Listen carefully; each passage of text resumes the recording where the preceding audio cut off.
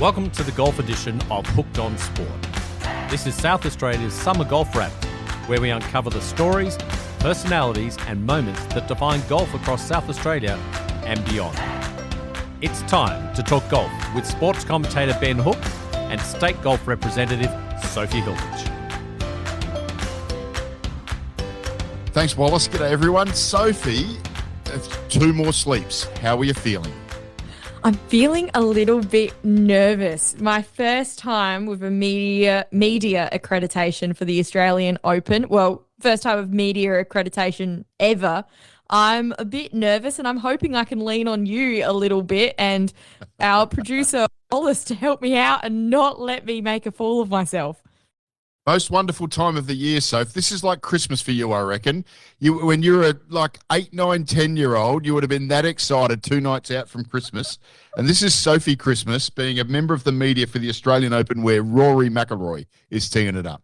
Oh, this is absolutely Christmas, except I've been told by my co-host that I'm not allowed to wear the hat that I have customized just to try and make sure that Rory sees me. Yeah. Look, it's not for me. This is for you. I don't know that you're going to garner the respect that you're going to hope for as part of the media pack if you're there in a Rory fangirl cap. I think that's what it says, doesn't it?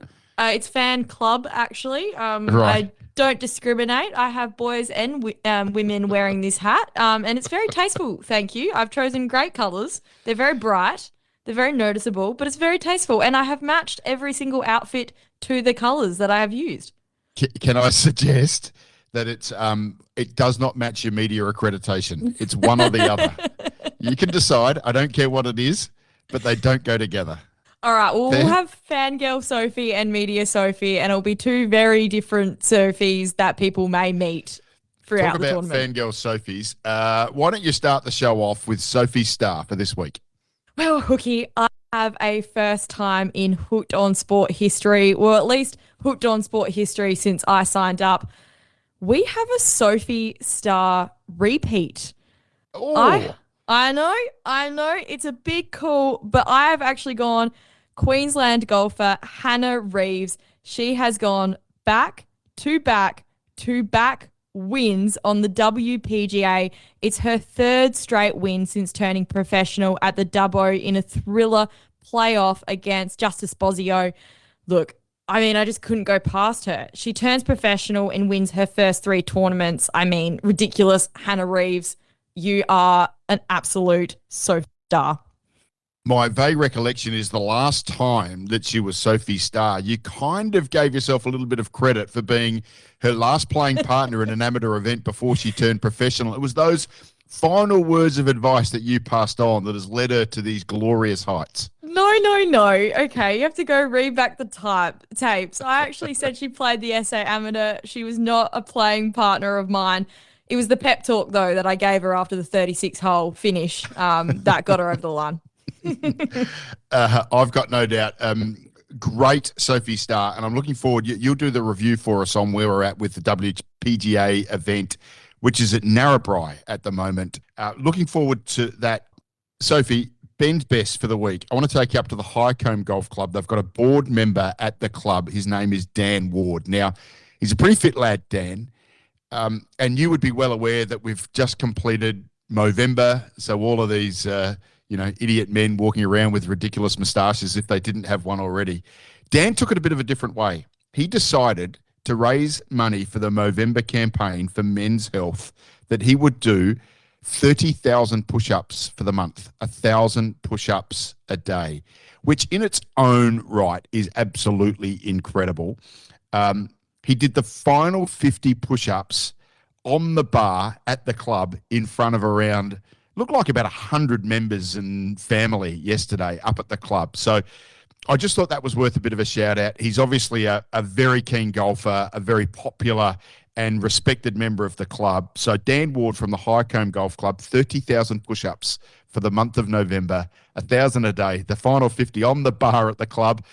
Probably wouldn't go quite so comfortably at your club, Royal Adelaide, but it kind of fit the bill beautifully at Highcombe. And that's a place that we need to cover at some point. So if we're doing Tanunda Pines today, I haven't played Highcombe for a little while, so we might have to get up there and play it ourselves before we give it the once over. But Dan Ward, Ben's best for this week. I love it. I would love to go visit Highcombe again. It's been a while since I've been up there, but just as long as they don't make me do any, was it push-ups, did you say, or pull-ups? Either or. Push-ups. Either or. Don't want to be Just doing either. Just a lazy 1,000 for you after 18 holes, so you'll be fine. Hey, Australian PGA, incredible event. David Puig wins, the Spaniard. I just want to know your thoughts on the event and the winner in particular. What did you make of it all? Oh, I mean, the winner, incredible. He carded a bogey-free 5 under on the final day to take a lead by 2 shots. A pretty comfortable lead, to be honest. A lot of people were just falling away as he was charging through that final round, and he really just wasn't making any mistakes. He led over our own Minwoo Lee and Mark Leishman, who were a little bit in it, but kind of just failed at the final little hurdle. He also won over Wenyi Ding, which is a Chinese golfer, an absolutely incredible golfer, someone that I kind of want to touch on because he actually played at the Royal Melbourne Asia Pacific and he came second in that. And obviously the Australian Open's going to be played at Royal Melbourne, so someone that I want to speak about a bit later on in the show.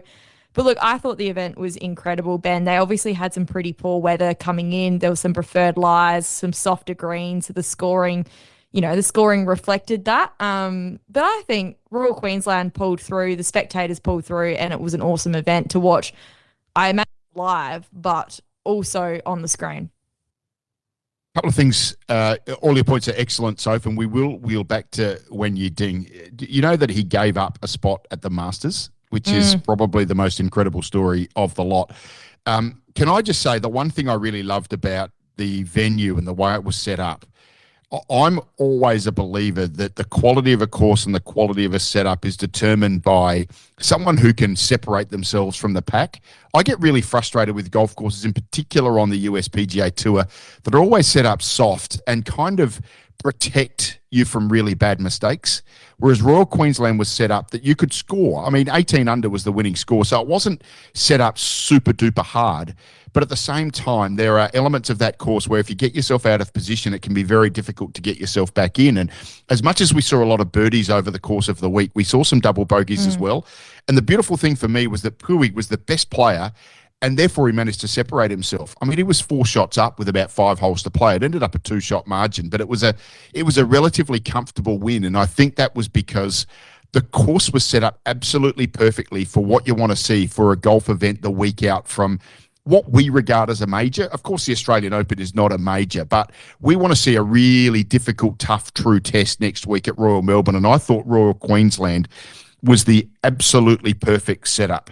The other thing I'd make is this point. Kazuma Kabori, the New Zealander, who was in and amongst the lead for all 3 of the first days, he is dead set top gun with driver. He's a poofer. But he could actually compete in this sort of event. He doesn't hit it far at all, one of the shortest on tour. But because he's accurate and because he can hit to the right parts of the fairways and get the best angle in on those greens that are pretty tricky, those greens. I mean, look, he ejected himself on Sunday with a 75, but the fact that it didn't necessarily, obviously, look, the longer you hit it, that's obviously an advantage, but it's not a super advantage at a course like Royal Queensland. A guy like Joaquin Niemann, longest in world golf right now, missed the cut. Kabori, shortest in world golf at the moment and amongst the professional ranks, was right up there until the last day. And I think that's another big tick for Royal Queensland as well, the way that course was set up, that you didn't have to be super long to still be competitive. And that's another thing that I think really stands out for me. So, I thought it was a great event. I thought it was the perfect lead up for what's ahead of us this week. I get the feeling we won't see it at Royal Queensland this year. I think the Royal Queensland members have probably said, yeah, we've done enough. It's someone else's turn, and that's reasonable. But I just want to congratulate Royal Queensland on how they set up this event. So don't forget, Hookie, as well, Royal Queensland is gearing up for the 2032 Olympics. So I think they might be doing some course renovations and some, I reckon, re-turfing as well. So Royal Queensland might not look exactly the same in the coming years either. No, it probably won't. Look, it's a flat piece of land, and it's right alongside the Brisbane River, and that doesn't really feature on the golf course. And I wonder if they'll make some wholesale changes to try and bring that in. But it is a flat piece of land. It doesn't necessarily look great on TV, except for the fact they have those beautiful Claytonized sandy waste areas that I think really stood out to me as well. The Aussies, what did you make of them? Start with Mark Leishman for me. Yeah, I was relatively impressed with Mark Leishman, but obviously I was a bit disappointed as he was coming through that final stretch. I mean, he hasn't, what you'd say, he hasn't played like a whole heap of golf in the past few years after joining Liv. And I hate to say it, I am a massive advocate for Liv in South Australia. I think it's great, but I do think he is having to take some rust, particularly off those iron shots that he's hitting down the stretch. Yeah, it was a little bit disappointing in the end, but I was pretty impressed for these first 3 days. Adam Scott, look, what was he, 6 shots off? Beautiful player. I'd love to be able to replicate that swing every single day of the week. I reckon, I don't want to jinx it, but he's looking pretty good for Royal Melbourne, I want to say. I think he's a strong contender. He strikes the hell out of the golf ball, and if he can get that putter rolling, he's pretty long. He's gained distance, I want to say, as he's got older in his career. I think he's experienced. I think he is someone to look out for. I think Royal Queensland, 6 shots back. I wouldn't have said he was a contender in this tournament, but I think he's in a good, solid spot leading into the Aussie Open. Minwoo? I mean, Minwoo Lee, what a ball striker. Just incredible. Again, he fell apart a little bit towards the end, but he is definitely someone to look out for at Royal Melbourne. The way that kid strikes his irons, he was world class. Obviously fell short, like we spoke about and I keep talking about and keep harping on about, but I think the way he strikes his irons, the way he positions himself off the golf course, he's perfectly fit for Royal Melbourne. I, again, think this was a great kickstart to his Australian stretch. Round me out with your assessment of Cameron Smith. Well, obviously the biggest disappointment out of all those lead Australians. He missed the cut and it was a pretty poor effort. I think, what was it, 2 over? He was blaming a couple of lies that he got. He was visibly pretty disappointed when he came off the ground. He has just had a young child in the past few months, and he openly admits that he hasn't played a lot of golf, and golf has been on his mind. And do you know what, Hookie? I think it took some bravery saying that. It be pretty hard sitting at home, not playing and wanting to get out there and letting it just fester in your brain. He hasn't won an Aussie Open. I think it's something that he really wants on his mantelpiece.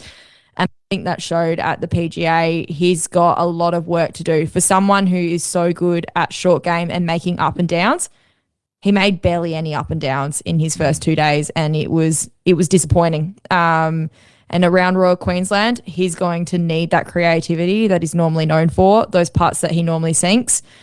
And I would be working pretty hard next, it's only 2 days now, but he should be doing some serious work. I'm reminded, Soph, that this time last year he was scathing about the Kingston Heath setup and complained that it was too soft and was set up because it was a mixed event, women's and men's Australian Open combined. He needs it soft. He needs a lot of rain between now and Thursday, I think, to be competitive at Royal Melbourne, because if that's set up fiery, he's just not playing well enough. He needs actually the protection of a soft golf course, and then just hope that his putter gets hot, because his form at the moment is nowhere near it. And it's a sad state of affairs for Hookie, who was by far and away our best golfer 2 years ago. Yeah, but he had a soft golf course at Royal Queensland. It wasn't firm. Like, by Royal Queensland standards, it wasn't firm. So I don't have high hopes for him at the Aussie Open. I really do hope he proves me wrong. He's incredible to watch play. And when he does get himself out of trouble, I absolutely love it. I mean, just go back to his St. Andrews win at the Open. That was insane golf. The course management was incredible. I just don't think he has the runs on the board. I was severely disappointed. Someone that I normally love watching. Thought the South Australians were excellent over the course of the week. Sophie, Wade Ormsby finished in a solid tie for 25th. 13 birdies for the week, made 0 in round 2. So that was probably the one stickler for Wade. 17 pars, 1 bogey for a 1 over 72. in a tournament with 18 under, if you go through an entire round without a birdie, that does make it really tough. But I think Wade will feel like he's in reasonable shape heading into the Australian Open next week, where he's got a special invite. Jack Thompson, 73, 65, 69, 72. I mean, his best is so good, isn't it, Soph? Eagled 15 in round 2, then doubled it in round 4. You know, the game giveth and it taketh away. So I think his finish probably looks worse than it was. He was, what was he, at 5 under, I think he was. Adam Bland, T48, 4 under. I mean, the renaissance of Adam Bland continues. His middle 2 rounds were very, very good. Got nothing going on the last day, but it was great to see him back in the top half of fields routinely once again. He gets into the Australian Open on the basis of the fact of what he's done at the start of the Australasian Tour this year in what they call the mini order of merit. So thrilled to see him back in an Australian Open. Jack Buchanan was also in a tie for 48 at 4 under. Made 4 birdies and 4 bogeys on the final day. Same as Adam Bland, I reckon.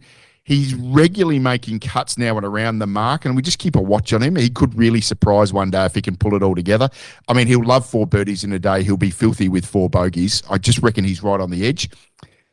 And then Lockie Barker, also tie for 48, 4 under. Just can't quite string 4 rounds together, Soph. He went 2 under, even 3 under, 1 over. But another that we can be really proud of, I reckon. And he's had a bit of a habit of starting tournaments very well and then falling away the longer it goes on. And if he can just get a bit of a start and, I don't know, hold that form over the course of 4 days, he's a real chance. Jack Carter was the other one who played in the tournament from South Australia. He finished at 2 over. No, sorry, finished at even par, I beg your pardon. So no slouch. I mean, that's a good effort, even par. 4 birdies, 4 bogeys in both rounds. So again, he was just a little bit erratic. But look, Joaquin Niemann and Rafa Cabrera-Bello both finished at even par for the tournament. So no slouch for Jack. I'm pretty sure he's got a start this coming week as well. So that's the South Australians. All in all, pretty good, I thought, Soph. Not too bad at all.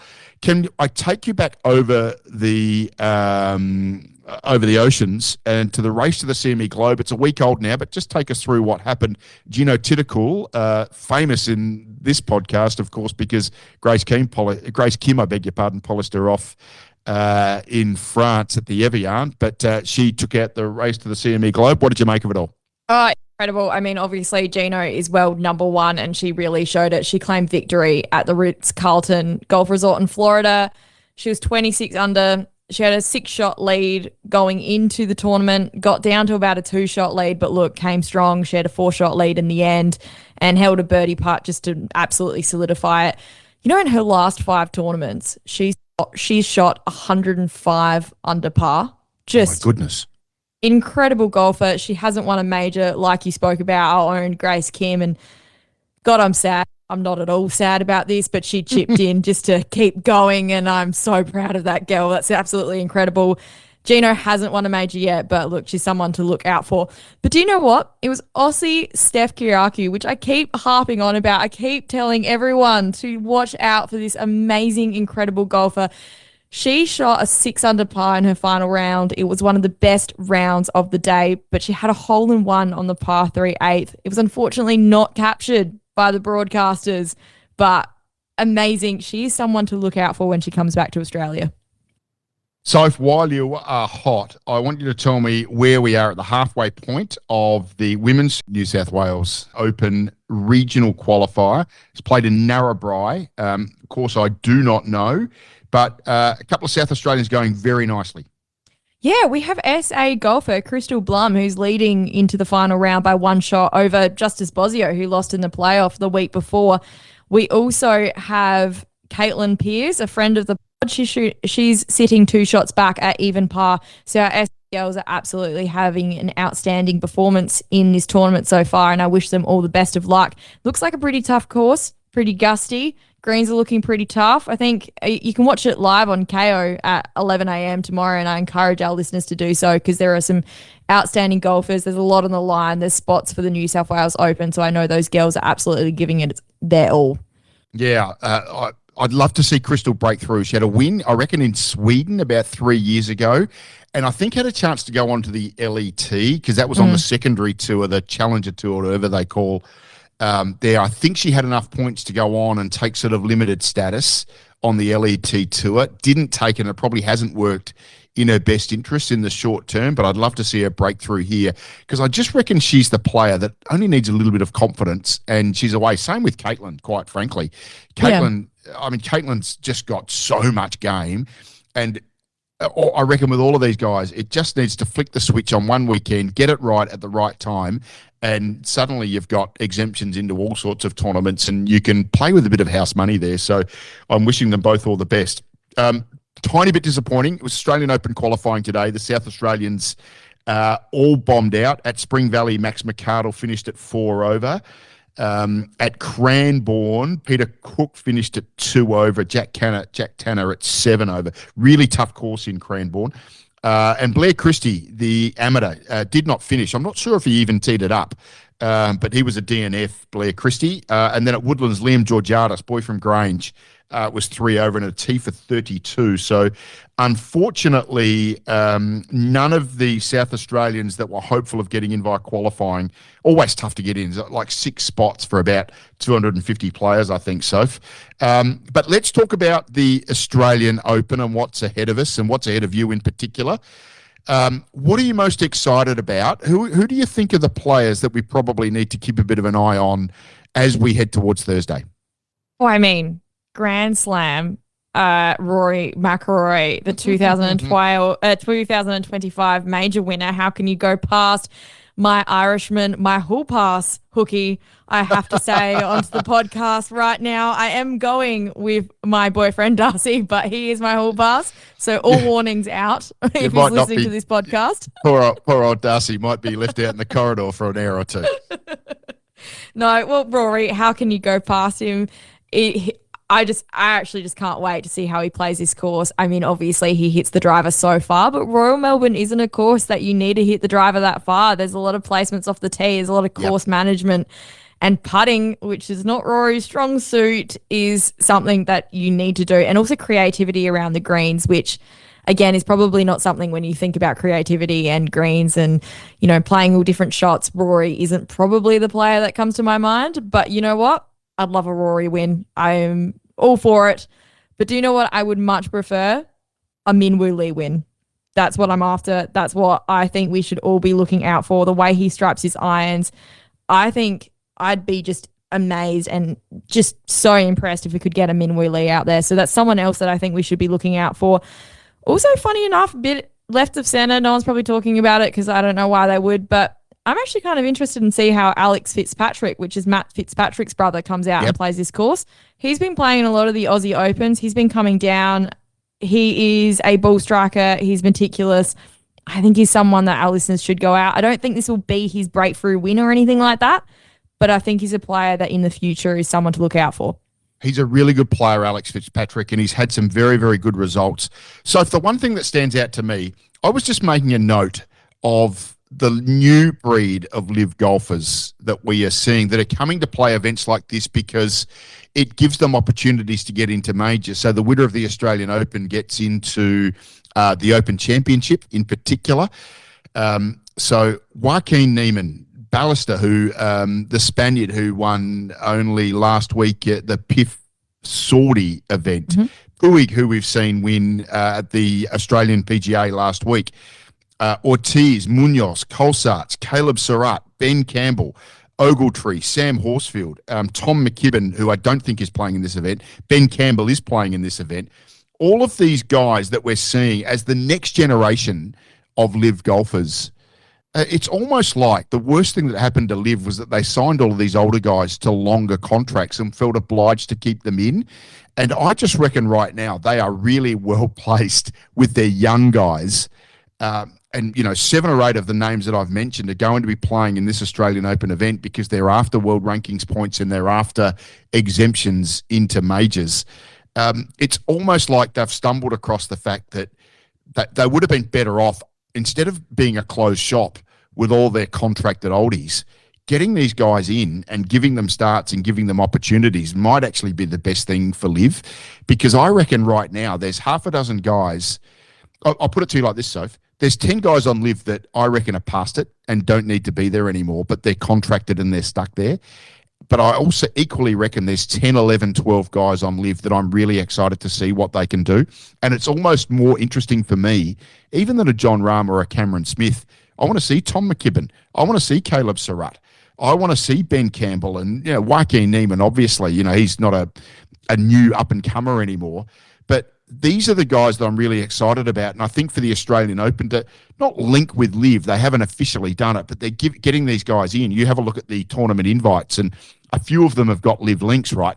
So that's what's really exciting for me is that this, I call them B list, but that's probably not fair. They're B plus list players that we've got a lot of at the Australian Open this year. So, yeah, Adam Scott, Rory McIlroy, obviously they are the superstars of the event, but I'm really excited to see those sorts of guys. Wen Yi Ding was another one that we talked about who's not on the Live Tour, but turned his back on starts as an amateur in 2 majors to go and play on the DP World Tour. All of these guys I'm really excited about, and I think it makes it an open event. I'm pretty happy to lay someone like Min Woo Lee. I think there are guys who are a little bit more controlled with their ball over the course of 72 holes that you're going to need to be at Royal Melbourne. So it's those sorts of guys I think are going to be really interesting to watch over the course of the week. Yeah, valid point. And like you said, Royal Melbourne's going to play a bit like Royal Queensland. It doesn't need the big hitters. So there's a lot of players that you wouldn't necessarily see on the PGA Tour that you've got to be looking out for. Shorter hitters are, there's got to be some holes that they might be a bit further back and not probably prime position, but there's a lot of holes where they'll be able to take on the exact same corners as the bigger hitters. Yeah, and the composite course, one of the world's great golf courses. So let me just do the maths here. 5 West plays as 5, 6 West plays as 6. They are the par 3, par 4, 2 of the all-time great holes in the world. And I would suggest to you, Soph, if you can get yourself back left of 5, which gives you an opportunity to watch them teeing off on 6 as well, that's going to be a great spot to watch from. And hopefully, we've talked about all of these names. Hopefully one of the aforementioned South Australians is right there in and amongst it on Sunday afternoon, because you'll get the exclusive, and Hooked on Sport will be very, very popular amongst all of the listeners when you're sitting down for your one-on-one 15 minutes with one of the South Australian winners, whether it's one of the Jacks or Wade or wouldn't Adam Bland be a story? Oh, 100%. Well, speaking about golf holes, it's actually the finishing stretch at Royal Melbourne. Those last 3 holes that are on the Grange, on the Royal Melbourne East, just absolutely incredible. And like we spoke about, the Asia Pacific Amateur was there. It was won by an Aussie, Jasper Stubbs, over Wen Yi Ding. And that final stretch of holes, it's on YouTube. I encourage our listeners to look at it because it's exactly how I expect Royal Melbourne to play. It's fast, it's firm, it's vicious. And wow, watching these boys play these final stretch is incredible. It's some of the most thrilling golf that I watched at the time, and it's absolutely incredible. And one of our SA boys was playing in that tournament. It's Jack Buchanan, and do you know what? He's a South Australian that I think we should be watching out for. He has played a lot on the Melbourne Sandbelt, and like you said, he's trending at the moment. We spoke about him trying to get his DP World Tour card through the qualifying, and you spoke about how he lost his 3-wood, he lost his driver, and he had to play for 3-wood. He was only a few shots shy of getting his card in through the qualifying. He's ended up getting his card anyways, and I think Jack Buchanan, that is a South Australian that I'll be looking out for. Bucket list for me, Soph, is Royal Melbourne Composite. I've been lucky enough to play West and East, but if I could ever play the composite course, that would be something special. I get chills down my spine just thinking about the holes that we've been talking about. But I need to segue, because we're going to bring our focus back into South Australia and back to some local golf, because you and I are very, very passionate about South Australian golf. Each week we have our course in focus, and we have decided to go, after heading south to Mount Compass a fortnight ago, we're going north to the heart of the Barossa. And I know you love a red wine, and I know you love your golf as well. So this seemed like the perfect spot to be. Tanunda Pines Golf Club. It's an incredible story. Tanunda has had a golf course for 112 years. It was first founded in 1913. but it's been in many iterations and different ownership structures since then. Since 1939, Tanunda Pines has been at its current venue in Roland Flat, which is around about 3-4 kilometres just to the west of Tanunda. Murray Craft, it only started as 9 holes and was a tin shed for a clubhouse, Soph, a little bit different these days. Murray Crafter, that name again. I think we're going to talk about Crafter a lot when we talk about South Australian golf courses, the surname Crafter. But it was Murray Crafter who did an overhaul of the course in the 70s. More recently, there's been numerous reroutings. I think it's a good mix now with returnable 9, so they've done a great job of setting it up. There's a resort alongside. Of course, we're in the heart of the Barossa wine region. It was taken over. It was really in trouble in about the year 2000. It was taken over by a group called 7 Under. In 2003, I think it was, Soph. It was a group of 7 families who took it under its wing when it was really struggling. They did an incredible job. It got resold in 2022 to a group called Balmoral Resort. Now, I think I'm right in saying this, but Stephen Connor is involved in Balmoral Resort. Stephen Connor was the name that we were talking about 2 weeks ago as part of Capital Line Investments, who was the owner of Mount Compass Golf Course. So you know full well that if Stephen Connor is actually involved, that we are going to see a genuine love of golf and the golf course there at Tanunda, and I think that's particularly exciting. So, I mean, we are going to see a world-class golf course there, I think. Hard to believe it hasn't happened yet with the traffic that it gets through the region, but it's exciting to see that a solid golf course is potentially going to be further elevated. When was the last time you played there? Well, my boyfriend's actually a Barossa boy, so I managed to get up there quite a few times. So only a few months ago did I play Tanunda. I love it. It's a great country course. It's pretty tricky. Like we said, a lot of dog legs, but it's really their greens. Now, there is a local trick with their greens, but I don't divulge local tricks. I've been told this, and I'm keeping it tight-lipped. It's not a practice hack. I'm not telling anyone. I've played an SA amateur there, so I'm definitely not telling anyone because I have used it to my advantage multiple times. So there is a trick to play their greens, but they are fairly tricky. A lot of 2 tiers. I love their par 5s there. A lot of them are reachable, but they're risky. They're risky off the tee. There's bunkers in place. They're very strategic.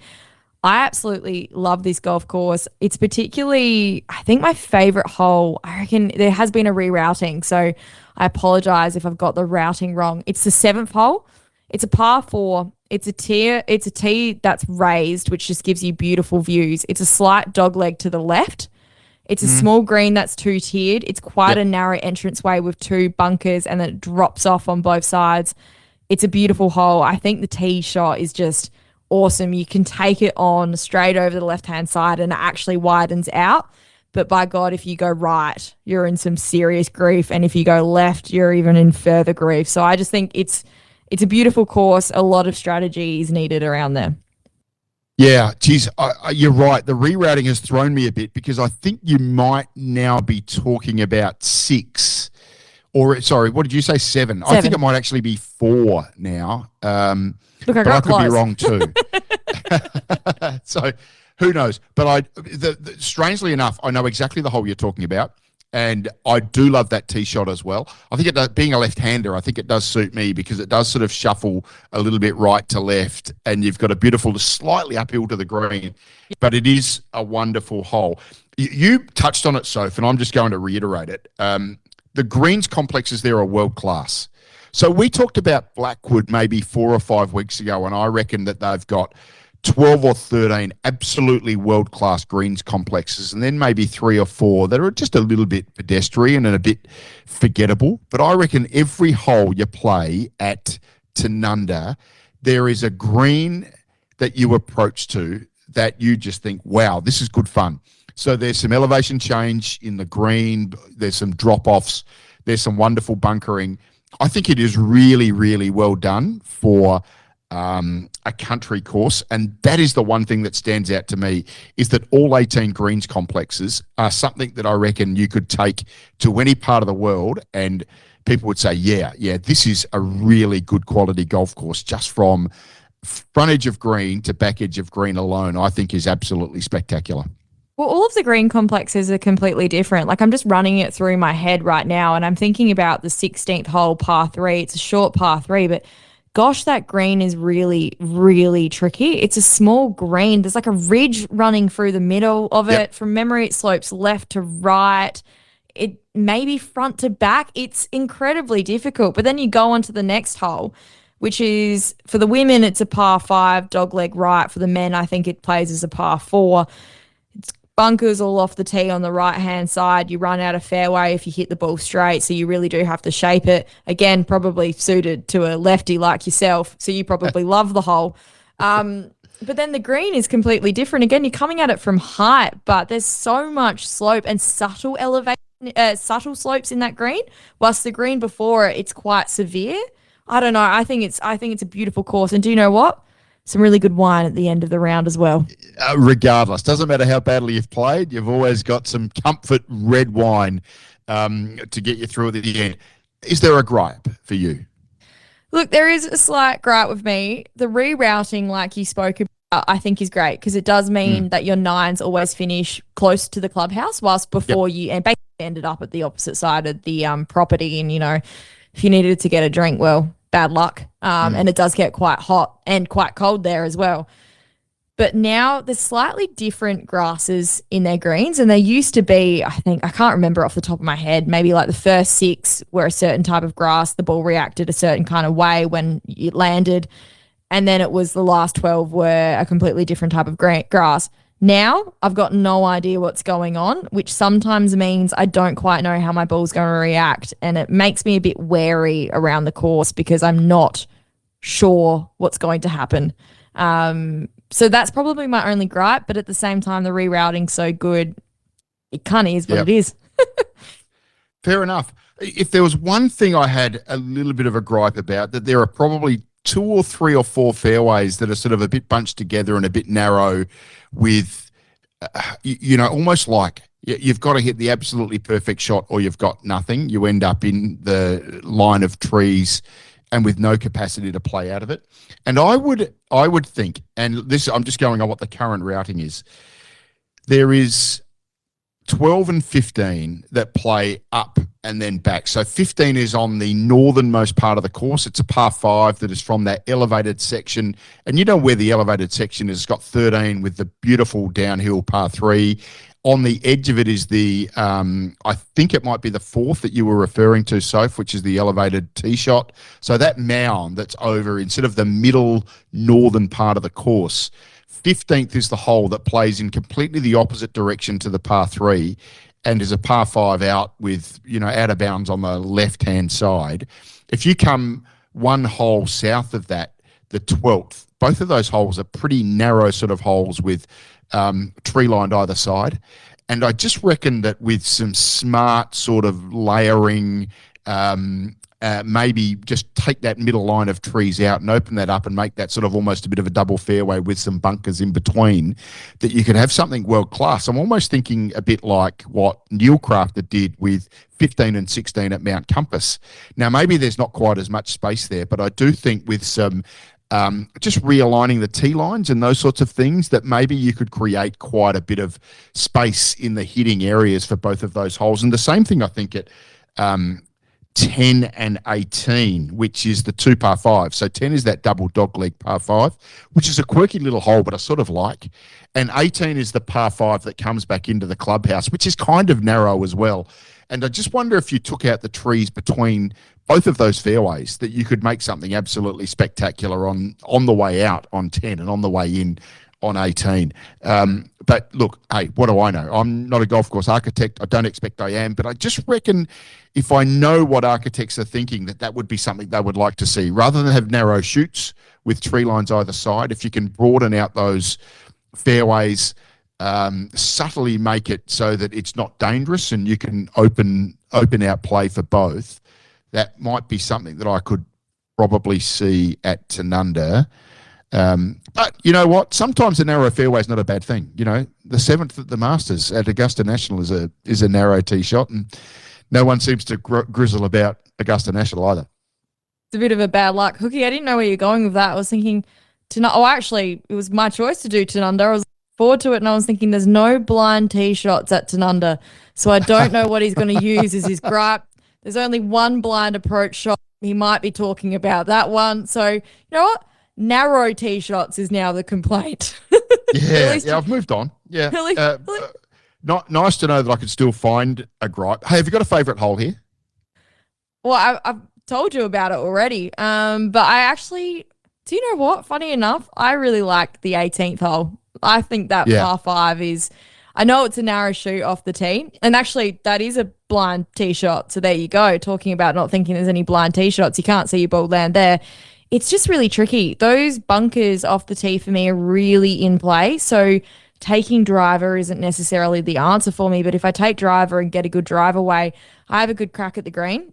But then it's surrounded by bunkers. It's a 2-tiered green. You've got then the gallery from the clubhouse that can see me, or probably with a few Shirazes under their belts, and ready to have a crack as soon as I attempt to have a crack at the green. So who's this Sheila playing on our course? But I actually really love the 18th hole. I think it's a really risk-reward hole, which I quite enjoy. It gives a bit of a thrill. You can easily bogey it, but I could finish with, you never know, an eagle. Yeah, I mean, you are the sort of player who could maybe rustle up an eagle. I'm just happy to tap it in for par on a par 5. There's so many more opportunities for me to make a stupid mistake. The 13th is the downhill par 3. It is the iconic hole of the golf course, and I reckon that you just turn up at Tanunda for no other reason just to get around and play the 13th. It is amazing. You know, those downhill par 3s, the ball just stays up in the air forever. I always find pretty spectacular. But I think the par 5 night, Sophie, you've identified it really well. The par 5s at Tanunda are extraordinarily good for a country course. And I would argue that here in South Australia, we don't have many great par 5s. You go around all of the tier 1s and tell me the par 5 that really stands out to you. And I don't know that there's one that is really world class. But I reckon the par 5s at Tanunda are extraordinarily good. And my favourite is the 9th, the par 5 that comes back towards the club. Maybe it suits me because there is that slight right to left dog leg. It's long, but it's fair. It's a good green complex. It's really interesting. It's one I love to play. So can I just wrap this up? I just had a look at the price guide for Tanunda. It's still $45 to play that course during the week and $55 to play it on a weekend. So if you're a golfer on a bit of a budget and you're happy to drive up the Northern Expressway onto Gomersall's Road, it's so fast now. It's an hour from, Prospect, if you like. $45 to play that course during the week is extraordinary value. Oh, absolutely ridiculous. But I also mean, Hookie, make a weekend out of it. The Novatel's right across the road. Correct.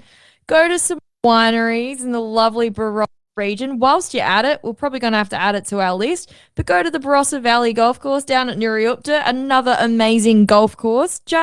Why not? Go and play Kapunda. It's a great 9-holer. I mean, we're talking about Tanunda now, but go make a weekend out of it. $45 or $55, that's just incredible. Yeah, it's an absolute bargain. It's a great place to play. It's Murray Crafter. It's got the Crafter South Australian fingerprints all over it.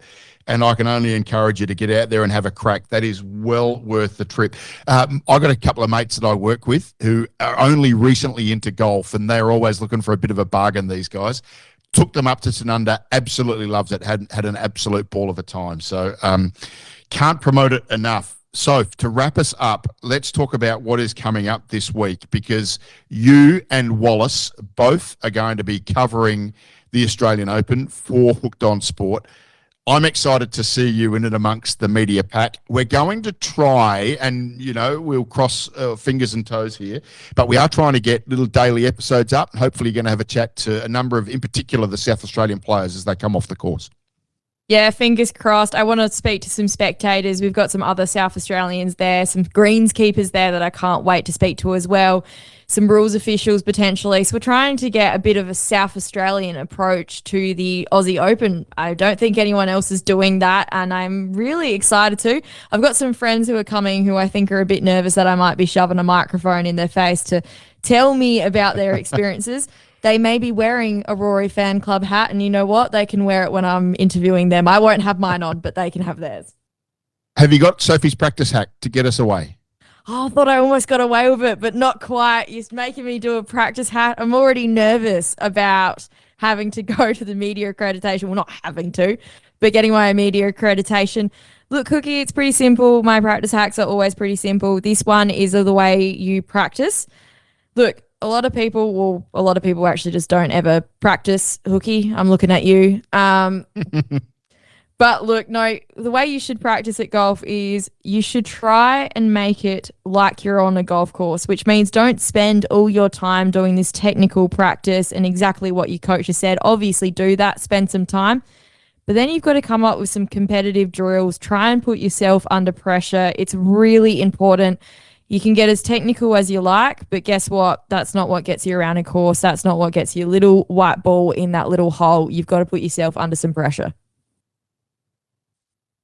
Have a great Sophie Christmas. Wallace, enjoy your time over there as well. But looking forward to you guys reporting back in. It's going to be an amazing event. I can't wait to see it, and I can't wait to get all of your reports as well.